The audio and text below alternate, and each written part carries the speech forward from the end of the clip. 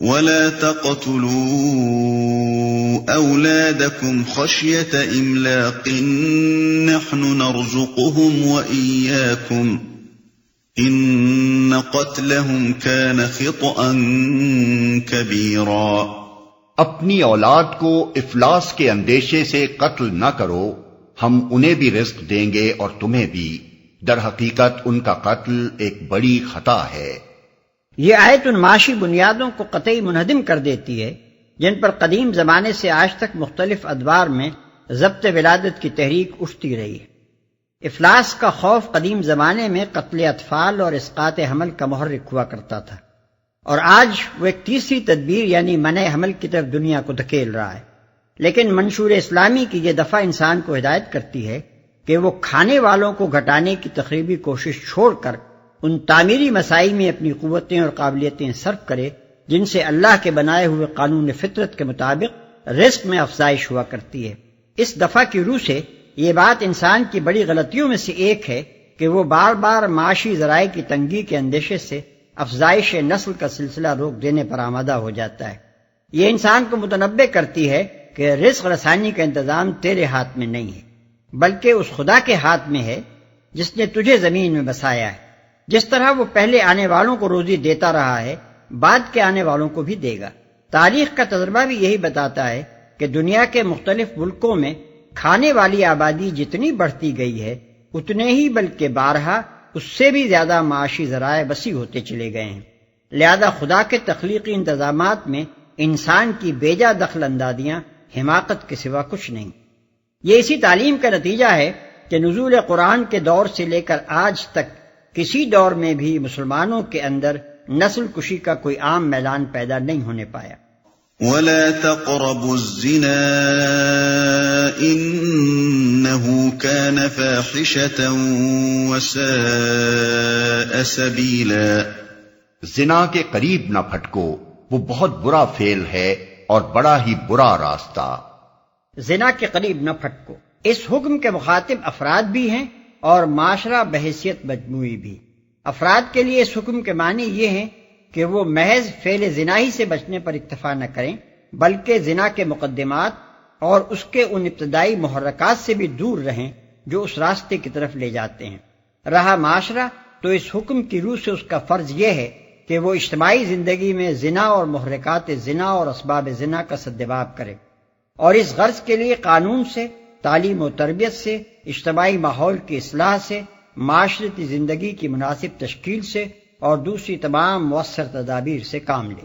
یہ دفعہ آخر کار اسلامی نظام زندگی کے ایک وسیع باب کی بنیاد بنی۔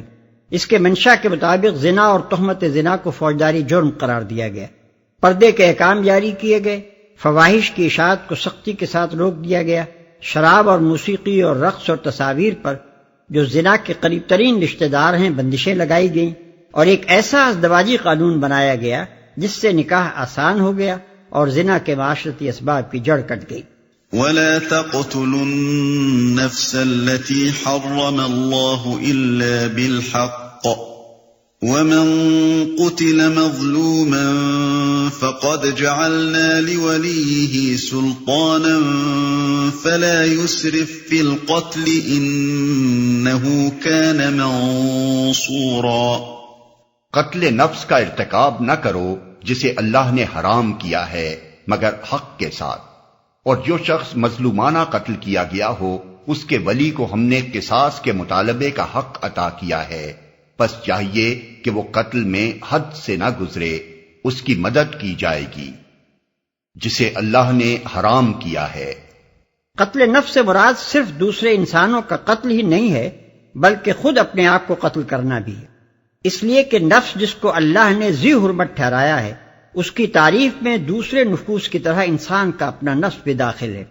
لہذا جتنا بڑا جرم اور گناہ قتل انسان ہے، اتنا ہی بڑا جرم اور گناہ خودکشی بھی ہے۔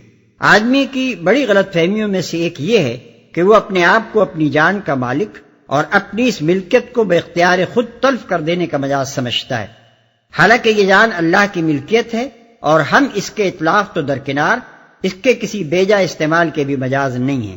دنیا کی اس امتحان گاہ میں اللہ تعالیٰ جس طرح بھی ہمارا امتحان لے، اسی طرح ہمیں آخر وقت تک امتحان دیتے رہنا چاہیے، خواہ حالات امتحان اچھے ہوں یا برے۔ اللہ کے دیے ہوئے وقت کو قصداً ختم کر کے امتحان گاہ سے بھاگ نکلنے کی کوشش بجائے خود غلط ہے، کجا کہ یہ فرار بھی ایک ایسے جرم عظیم کے ذریعے سے کیا جائے جسے اللہ نے صریح الفاظ میں حرام قرار دیا ہے۔ اس کے دوسرے معنی یہ ہیں کہ آدمی دنیا کی چھوٹی چھوٹی تکلیفوں اور ذلتوں اور رسوائیوں سے بچ کر عظیم تر اور ابدی تکلیف اور رسوائی کی طرف بھاگتا ہے، مگر حق کے ساتھ۔ بعد میں اسلامی قانون نے قتل بالحق کو صرف 5 صورتوں میں محدود کر دیا۔ ایک، قتل عمد کے مجرم سے قصاص، دوسرے، دین حق کے راستے میں مزاحمت کرنے والوں سے جنگ، تیسرے، اسلامی نظام حکومت کو الٹنے کی سعی کرنے والوں کو سزا، چوتھے، شادی شدہ مرد یا عورت کو ارتکاب زنا کی سزا، پانچویں، ارتداد کی سزا۔ صرف یہی 5 صورتیں ہیں جن میں انسانی جان کی حرمت مرتفع ہو جاتی ہے اور اسے قتل کرنا جائز ہو جاتا ہے۔ قصاص کے مطالبے کا حق عطا کیا ہے۔ اصل الفاظ ہیں اس کے ولی کو ہم نے سلطان عطا کیا ہے۔ سلطان سے مراد یہاں حجت ہے، جس کی بنا پر وہ قصاص کا مطالبہ کر سکتا ہے۔ اس سے اسلامی قانون کا یہ اصول نکلتا ہے کہ قتل کے مقدمے میں اصل مدعی حکومت نہیں بلکہ اولیاء مقتول ہیں، اور وہ قاتل کو معاف کرنے اور قصاص کے بجائے خون بہا لینے پر راضی ہو سکتے ہیں۔ قتل میں حد سے نہ گزرے۔ قتل میں حد سے گزرنے کی متعدد صورتیں ہو سکتی ہیں اور وہ سب ممنوع ہیں۔ مثلا جوش انتقام میں مجرم کے علاوہ دوسروں کو قتل کرنا، یا مجرم کو عذاب دے دے کر مارنا، یا مار دینے کے بعد اس کی لاش پر غصہ نکالنا، یا خون بہا لینے کے بعد پھر اسے قتل کرنا وغیرہ۔ اس کی مدد کی جائے گی۔ کیونکہ اس وقت تک اسلامی حکومت قائم نہ ہوئی تھی، اس لیے اس بات کو نہیں کھولا گیا کہ اس کی مدد کون کرے گا۔ بعد میں جب اسلامی حکومت قائم ہو گئی تو یہ طے کر دیا گیا کہ اس کی مدد کرنا اس کے قبیلے یا اس کے حلیفوں کا کام نہیں، بلکہ اسلامی حکومت اور اس کے نظام عدالت کا کام ہے۔ کوئی شخص یا گروہ بطور خود قتل کا انتقام لینے کا مجاز نہیں ہے، بلکہ یہ منصب اسلامی حکومت کا ہے کہ حصول انصاف کے لیے اس سے مدد مانگی جائے۔ وَلَا تَقْرَبُوا مَالَ الْيَتِيمِ إِلَّا بِالَّتِي هِيَ أَحْسَنُ حَتَّى يَبْلُغَ أَشُدَّهُ وَأَوْفُوا بِالْعَهْدِ إِنَّ الْعَهْدَ كَانَ مَسْئُولًا۔ مال یتیم کے پاس نہ پھٹکو مگر احسن طریقے سے، یہاں تک کہ وہ اپنے شباب کو پہنچ جائے۔ عہد کی پابندی کرو، بے شک عہد کے بارے میں تم کو جواب دہی کرنی ہوگی، یہاں تک کہ وہ اپنے شباب کو پہنچ جائے۔ یہ بھی محض ایک اخلاقی ہدایت نہ تھی، بلکہ آگے چل کر جب اسلامی حکومت قائم ہوئی تو یتامہ کے حقوق کی حفاظت کے لیے انتظامی اور قانونی دونوں طرح کی تدابیر اختیار کی گئیں، جن کی تفصیل ہم کو حدیث اور فقہ کی کتابوں میں ملتی ہے۔ پھر اسی سے یہ وسیع اصول اخذ کیا گیا کہ اسلامی ریاست اپنے ان تمام شہریوں کے مفاد کی محافظ ہے جو اپنے مفاد کی خود حفاظت کرنے کے قابل نہ ہوں۔ نبی صلی اللہ علیہ وسلم کا ارشاد ہے کہ میں ہر اس شخص کا سرپرست ہوں جس کا کوئی سرپرست نہ ہو۔ یہ ارشاد اسی طرف اشارہ کرتا ہے اور یہ اسلامی قانون کے ایک وسیع باب کی بنیاد ہے۔ تم کو جواب دہی کرنی ہوگی۔ یہ بھی صرف انفرادی اخلاقیات کی ایک دفعہ نہ تھی، بلکہ جب اسلامی حکومت قائم ہوئی تو اسی کو پوری قوم کی داخلی اور خارجی سیاست کا سنگ بنیاد ٹھہرایا گیا۔ وَأَوْفُوا الْكَيْلَ إِذَا كِلْتُمْ وَزِنُوا بِالْقِسْطَاسِ الْمُسْتَقِيمِ ذَلِكَ خَيْرٌ وَأَحْسَنُ تَأْوِيلًا۔ پیمانے سے دو تو پورا بھر کر دو، اور تولو تو ٹھیک ترازو سے تولو، یہ اچھا طریقہ ہے اور بلحاظ انجام بھی یہی بہتر ہے۔ ٹھیک ترازو سے تولو۔ یہ ہدایت بھی صرف افراد کے باہمی معاملات تک محدود نہ رہی، بلکہ اسلامی حکومت کے قیام کے بعد یہ بات حکومت کے فرائض میں داخل کی گئی کہ وہ منڈیوں اور بازاروں میں اوزان اور پیمانوں کی نگرانی کرے اور تطفیف کو بزور بند کر دے۔ پھر اسی سے یہ وسیع اصول اخذ کیا گیا کہ تجارت اور معاشی لین دین میں ہر قسم کی بے ایمانیوں اور حق تلفیوں کا سدباب کرنا حکومت کے فرائض میں سے ہے۔ یہی بہتر ہے، یعنی دنیا میں بھی اور آخرت میں بھی۔ دنیا میں اس کا انجام اس لیے بہتر ہے کہ اس سے باہمی اعتماد قائم ہوتا ہے، بائع اور خریدار دونوں ایک دوسرے پر بھروسہ کرتے ہیں، اور یہ چیز انجام کار تجارت کے فروغ اور عام خوشحالی کی موجب ثابت ہوتی ہے۔ رہی آخرت تو وہاں انجام کی بھلائی کا سارا دار و مدار ہی ایمان اور خدا ترسی پر ہے۔ وَلَا تَقْفُ مَا لَيْسَ لَكَ بِهِ عِلْمٌ إِنَّ السَّمْعَ وَالْبَصَرَ وَالْفُؤَادَ كُلُّ أُولَئِكَ كَانَ عَنْهُ مسؤولا۔ کسی ایسی چیز کے پیچھے نہ لگو جس کا تمہیں علم نہ ہو، یقیناً آنکھ، کان اور دل سب ہی کی باز پرس ہونی ہے۔ اس دفعہ کا منشا یہ ہے کہ لوگ اپنی انفرادی و اجتماعی زندگی میں وہم و گمان کے بجائے علم کی پیروی کریں۔ اسلامی معاشرے میں اس منشا کی ترجمانی وسیع پیمانے پر اخلاق میں، قانون میں، سیاست اور انتظام ملکی میں، علوم و فنون اور نظام تعلیم میں، غرض ہر شعبہ حیات میں کی گئی، اور ان بے شمار خرابیوں سے فکر و عمل کو محفوظ کر دیا گیا جو علم کے بجائے گمان کی پیروی کرنے سے انسانی زندگی میں رونما ہوتی ہیں۔ اخلاق میں ہدایت کی گئی کہ بدگمانی سے بچو اور کسی شخص یا گروہ پر بلا تحقیق کوئی الزام نہ لگاؤ۔ قانون میں یہ مستقل اصول طے کر دیا گیا کہ محض شبے پر کسی کے خلاف کوئی کارروائی نہ کی جائے۔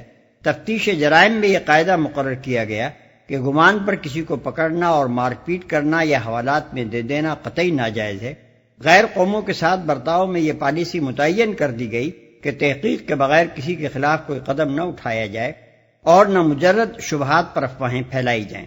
نظام تعلیم میں بھی ان نام نہاد علوم کو ناپسند کیا گیا جو محض ظن و تخمین اور لاتعال قیاسات پر مبنی ہیں، اور سب سے بڑھ کر یہ کہ عقائد میں اوہام پرستی کی جڑ کاٹ دی گئی اور ایمان لانے والوں کو یہ سکھایا گیا کہ صرف اس چیز کو مانیں جو خدا اور رسول کے دیے ہوئے علم کی روح سے ثابت ہو۔ وَلَا تَمْشِ فِي الْأَرْضِ مَرَحًا إِنَّكَ لَن تَخْرِقَ الْأَرْضَ وَلَن تَبْلُغَ الْجِبَالَ طُولًا۔ زمین میں اکڑ کر نہ چلو، تم نہ زمین کو پھاڑ سکتے ہو نہ پہاڑوں کی بلندی کو پہنچ سکتے ہو۔ مطلب یہ ہے کہ جباروں اور متکبروں کی روش سے بچو۔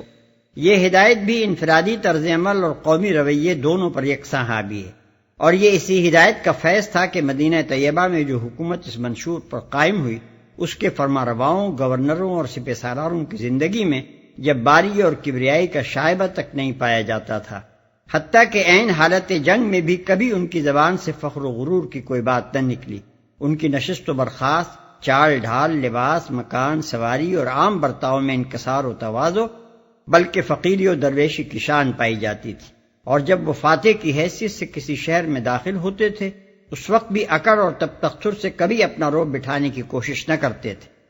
كل ذلك كان سيئه عند ربك مكروها۔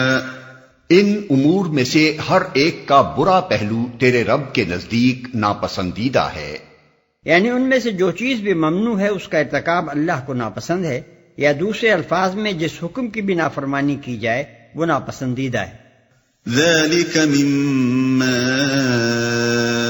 اوحى اليك ربك من الحكمة ولا تجعل مع الله إلها آخر فتلقى في جهنم ملوما مدحورا۔ یہ وہ حکمت کی باتیں ہیں جو تیرے رب نے تجھ پر وحی کی ہیں، اور دیکھ اللہ کے ساتھ کوئی دوسرا معبود نہ بنا بیٹھ، ورنہ تو جہنم میں ڈال دیا جائے گا، ملامت زدہ اور ہر بھلائی سے محروم ہو کر۔ بظاہر تو خطاب نبی صلی اللہ علیہ وسلم سے ہے، مگر ایسے مواقع پر اللہ تعالیٰ اپنے نبی کو خطاب کر کے جو بات فرمایا کرتا ہے اس کا اصل مخاطب ہر انسان ہوا کرتا ہے۔ أَفَأَصْفَاكُمْ رَبُّكُمْ بِالْبَنِينَ وَاتَّخَذَ مِنَ الْمَلَائِكَةِ إِنَاثًا إِنَّكُمْ لَتَقُولُونَ قَوْلًا عَظِيمًا۔ کیسی عجیب بات ہے کہ تمہارے رب نے تمہیں تو بیٹوں سے نوازا اور خود اپنے لیے ملائکہ کو بیٹیاں بنا لیا۔ بڑی جھوٹی بات ہے جو تم لوگ زبانوں سے نکالتے ہو۔